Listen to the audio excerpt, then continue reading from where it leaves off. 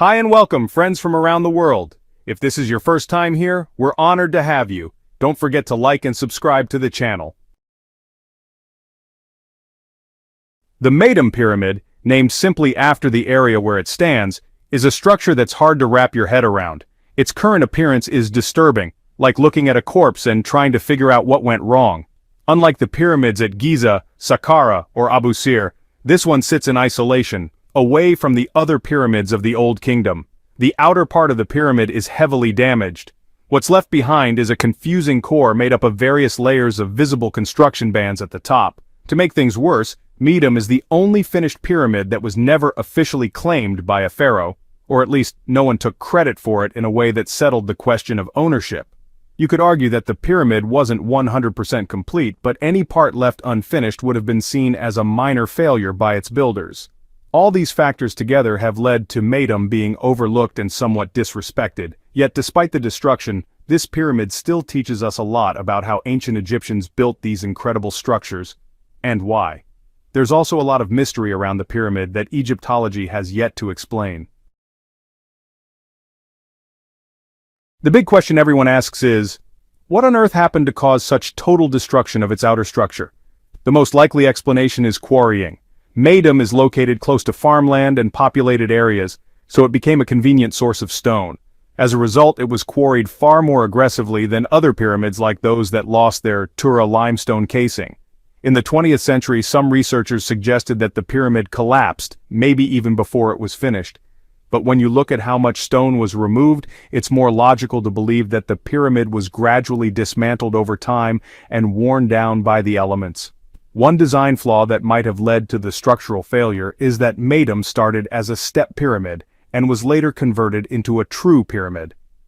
The original step pyramid had already received its smooth casing stones, so the new outer layer couldn't be properly integrated with the earlier design. Still, it would be wrong to assume the pyramid was a total failure from the start. Another theory for the collapse is that the outermost layer of the pyramid was built on compacted sand instead of solid pavement. We've all heard the saying, "Don't build your house on sand," and it's tempting to apply that here. But in reality, compacted sand can support heavy loads, if done right. There's no way to tell for sure whether the sand was a problem without testing it, and that kind of engineering wasn't available at the time. What's more, the outer layer that sat on the sand would have carried the lightest load of the structure. Before we go further, I'd like to thank researcher Keith Hamilton for his fantastic guide to the Meidum Pyramid on academia.edu. You'll find the link in the description. We'll reference some of his ideas and diagrams throughout this video to help make sense of the pyramid. Also, huge thanks to Project Isida for letting us use their amazing images to examine the evidence for ourselves. Their site is linked below. Be sure to check out their full gallery. Now let's begin our deeper dive into Meidum by appreciating the work of Flinders Petrie, who discovered the small temple on the east side of the pyramid. This humble stone structure is actually the oldest fully intact building still standing. The contrast between the condition of the temple and the ruined pyramid is striking, and that's because the temple was buried deep under debris, safe from human greed. Excavating it was a massive achievement. Stories like this are some of my favorites in all of archaeology. Here's a quote from Petrie's own writings in 1892. "At last we reached the bottom, and there we found the sloped casing of the pyramid, a wall at right angles, and the great stela. Our dig was a success. On every side we had a wall of loose debris. To the west it rose as high as a London house, made of sand, chips, and massive stones, all sloping into our pit. I gave that side a gentle incline, about 1 in 4, which held up as long as the weather stayed calm. But soon a heavy storm blew in. I was in the pit at the time, and I'll never forget the chaos. The air filled with swirling sand. You had to keep your eyes closed more than open. Stones fell like avalanches as the sand blew away." End quote. Petrie's team had to spend another 3 weeks just to clear out all the debris that had fallen during that storm and get back to where they had been. And after all that effort, done on his own dime, Petrie did something incredibly forward-thinking for his time. He wrote, "I measured it, photographed it, drew it, copied all the inscriptions, then buried it again as carefully as possible. Leaving it exposed would have meant certain destruction within 6 months. The Meidum Pyramid is the neighborhood's quarry. Only its massive size saved the rest of the Meidum site from total ruin." End quote. Despite Petrie's heroic preservation work, I can't help but feel that Egyptology is missing an opportunity here. Two large stelae, those monumental tablets, were left blank, which, really raises questions about who this pyramid actually belonged to. I believe modern X-ray imaging could reveal markings hidden to the naked eye. Maybe the stelae were originally painted, or the intended inscriptions were applied in a different way. A closer look is badly needed, but today constant sun exposure reduces the chance of uncovering any hidden clues. As for understanding how the pyramid itself was built, we have to rely again on archaeology from the late 19th and early 20th centuries. Around 1912, Gerald Wainwright, a student and colleague of Petrie, dug a tunnel beneath the pyramid to study its interior. He found that Meidum was built in layers that radiated outward from a central core. These layers were joined together horizontally at the level where each step of the original step pyramid would have ended. Then in 1928, the Egyptologist Ludwig Borchardt expanded Wainwright's findings. He identified three distinct construction phases: Phase E1, a step pyramid with 7 tiers; Phase E2, an expanded version raised to 8 tiers; Phase E3, a true pyramid built at an angle of about 52.6 degrees similar to the Great Pyramid of Giza. The final height of the Meidum Pyramid would have been around 94 meters. Phases E1 and E2 were similar in style, and it's likely E2 was built shortly after E1 was completed. Both designs followed the same inward-leaning block style seen in Djoser's step pyramid at about a 75-degree angle. The final smooth-sided layer, E3, was made of flat horizontal platforms and used larger, more finely cut limestone blocks. The three construction stages raise big questions about how the builders designed their ramps. A spiral ramp around the outside would have required massive effort, since it would have to be rebuilt every time the pyramid expanded. Petrie actually found what may be the remains of a straight ramp on the east side of the pyramid during his excavations, aligned with 2 notches in the pyramid's core. That exposed core you see today? The smooth parts are what's left of the outer faces from the step pyramid phases. The upper smooth faces are from E2, while the lower smooth layer is from the earlier E1 phase. The rough bands in between show where each step was joined to the internal fill behind it. As for the rounded cavities inside the exposed core, those are more recent additions. They were dug intentionally to attract bats and birds, so that their droppings could be collected and used as fertilizer. The pyramid stands close to cultivated farmland. If you look closely, you can see a sloped path that farmers used to climb up to the cavities in the pyramid. There's a lot of visual information to take in, but once you learn to recognize the pyramid's key features, Meidum isn't nearly as intimidating to look at. All the quarrying and destruction that happened in the upper 2/3 of the pyramid left behind a massive pile of limestone rubble. This now covers what remains of the lower angled layer of the pyramid, known as Phase E3. The casing stones from E3 are badly weathered in many places, which suggests they've been exposed for a very long time. The current theory among Egyptologists is that Phase E3 was added after Pharaoh Sneferu had already built the Bent Pyramid and the Red Pyramid at Dashur. The main clues are the quality of the stonework and the horizontal layout of the blocks, as well as some builder's marks that are very similar to those found on the Dashur pyramids. For a while, some researchers thought Sneferu wasn't responsible for the earlier step pyramid phases E1 and E2, but there's zero archaeological evidence for any other pharaoh being involved at Meidum, building 2 step pyramids, then 2 large angled ones, and then going back to convert a step pyramid into another angled one. It's a strange sequence of events. The traditional story of a pharaoh just trying to perfect his tomb design doesn't really match the construction phase of E3. We'll explore this further in another video. The entrance to the pyramid is in the center of the north face, about 18 meters above ground level, fairly high up, just about a meter higher than the entrance to the Great Pyramid. The original entrance to the E1 step pyramid, however, would have been much lower, around 12 meters high, about the same as the lower entrance to the Bent Pyramid. Luckily, the original casing stones around the entrance are still in place, which helps us understand the original design better. Some Egyptologists have made a big deal about how these stones were arranged, claiming it's proof the entrance was meant to be hidden. I've often said I don't believe Old Kingdom pyramid entrances were disguised, at least not to hide the location.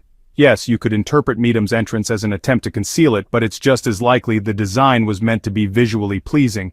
The doorway is made of 3 layers of long stone blocks, and the middle row is carved to fit a wider stone across it. There's also a lip or step in the middle of the doorway. Sure, these features could have helped hide the entrance if it were sealed up, but they may have simply been aesthetic choices, matching the interlocking style used throughout the pyramid's casing stones. Also, placing the entrance right in the middle of the north face with a huge, unnecessary lintel stone above it doesn't exactly scream hidden. That lintel even appears to have a visible crack. Not a design element, but likely a stress fracture. If it had been part of a hidden door mechanism, we'd have a stronger case for disguise.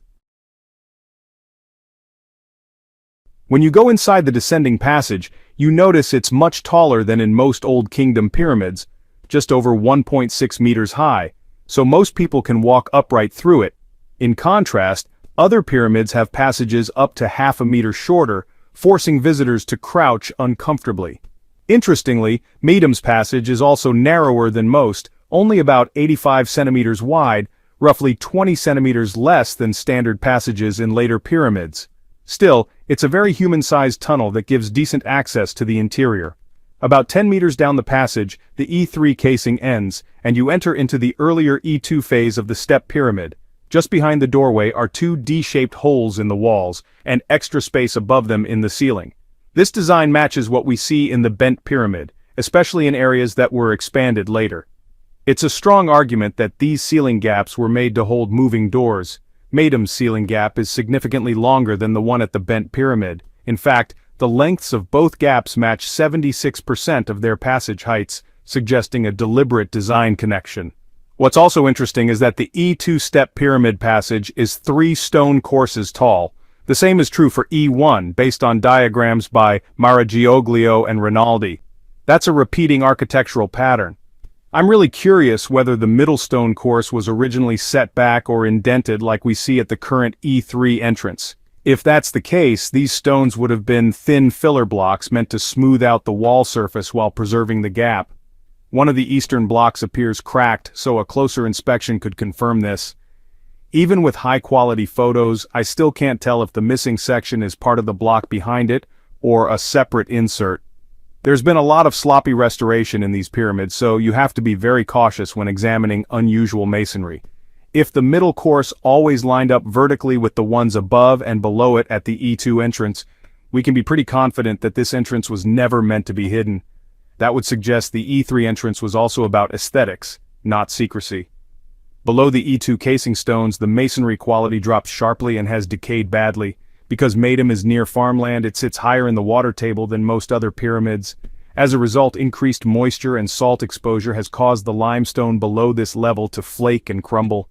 This damage makes it really hard to study the original E1 interior entrance. I don't have any good images of it to show you. The descending passage goes down about 8 meters underground. Just before it ends, there's a 3-meter-deep vertical shaft carved into the bedrock, with a 14-centimeter groove running along the walls, floor, and ceiling. Researcher Keith Hamilton suggests the vertical shaft was a drainage pit, and the groove may have once held a wooden entry frame. Both are plausible, and they imply the passage was left open for a long time during or after construction. At the bottom, the passage opens into a small room about 2.5 meters long and just over 2 meters wide to the east. A second, nearly identical room lies to the west. The limestone walls are in poor shape, making the space look unimpressive. But, appearances can be deceiving. These chambers are actually 4,500 years old and have a key feature that everyone missed until the 21st century. The ceilings, well, they're flat and made from single stone beams. Despite some flaking, none of the beams are actually cracked from pressure. Architect Gilles Dormion was the first to recognize just how important this is. He realized there was simply no way these ceilings could hold up under the pyramid's weight unless there were relieving spaces above them. In the year 2000, Dormion and Jean-Yves Verdhert published their findings showing that Meidum does, in fact, have hidden relieving chambers above the 2 rooms and also above the lower part of the descending passage. They confirmed this by drilling small boreholes and using endoscopic cameras to visually inspect the spaces. These upper cavities are perfectly intact, proving that the chambers themselves were once solid and complete. Today, the damaged condition of the rooms has led some Egyptologists to argue the pyramid was never finished. But, honestly, it's more likely that this damage came from later periods. From the two small rooms, a short passage heads south into a deep vertical shaft, completely unique in pyramid architecture. It's hard to measure because of the damage, but it's about a square meter wide and roughly 6.5 meters deep. It may have originally been lined with thin limestone slabs. A bit past the halfway point down this shaft, 3 original cedar wood beams are still embedded in the walls. The lower beams are supported underneath by vertical stone blocks. On the north wall you can still see 2 half-round vertical grooves. These grooves stop at the top, where a small hidden opening once led to the relieving space above the short passage below. At the top of the decorated north wall entrance, more cedar beams are embedded into the stonework. Let's wrap up our tour with the final chamber. A vaulted room about 5 meters tall, 6 meters long, and 2.5 meters wide. No significant discoveries have ever been reported inside it. The arched walls contain sockets where wooden beams were once fitted, most likely placed right above the vertical shaft. Some of the original cedar beams are still there. Lastly, a small pit was dug into the southern floor of the chamber, but excavation stopped once they hit bedrock. Behind the limestone wall, we're left with a big question. What was the purpose of the pyramid's inner rooms and passageways? The main clue is that the layout of Meidum's internal chamber is very similar to that of the Red Pyramid. Both have 2 lower chambers placed one after the other, followed by a larger upper chamber located above them. So it's logical to assume that the upper chamber in the Red Pyramid was designed to be inaccessible. But here's the thing. The smooth wall leading up to the Red Pyramid's upper chamber is 8.5 meters tall and very hard to climb. Meanwhile, Meidum's vertical shaft is only 6.5 meters tall and could be climbed without any special tools or ladder. Researcher Keith Hamilton came up with a smart solution to this problem. He suggests that the vertical shaft once held a blocking stone that was supported from underneath by 3 wooden beams. His idea is that the grooves in the northern wall were made to allow ropes to pass through and wouldn't interfere with the stone being lifted into place. It's very similar to the system used in the Great Pyramid's portcullis chamber, where grooves helped keep the blocking stone level with the wall. After the blocking stone was raised into position, wooden logs could have been inserted into the walls below it to hold it in place. Then the logs themselves were supported from below by blocks of stone. Finally, a small wooden structure above the blocking stone would have stuck out slightly above the shaft to prevent the stone from being pushed upward into the chamber. Using a small wood beam at the top kept the shaft open and usable during construction, and only later would the wooden structure be locked into the masonry. It's a clever setup, and I have to give Hamilton credit for tying the physical evidence to a practical solution. The grooves in the northern wall are especially convincing. I can't think of any reason they'd be there other than to help with a blocking mechanism. Now here's something else to think about. Meidum's corridors are way too narrow to move a stone coffin through them, but we still need more research on this structure because some parts of the theory are a bit tricky. For example, the wooden scaffolding that would support the blocking stone only sticks out a little into the shaft, and only the beam on the west side shows visible damage. Also, the passage leading into the shaft is just 82 centimeters wide, while the shaft itself is closer to a full meter.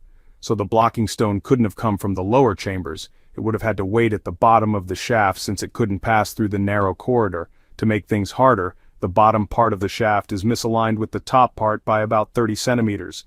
So although there's no exact model for how this shaft was sealed, it makes sense to interpret the vertical shaft as a kind of security barrier meant to block access to the upper chamber.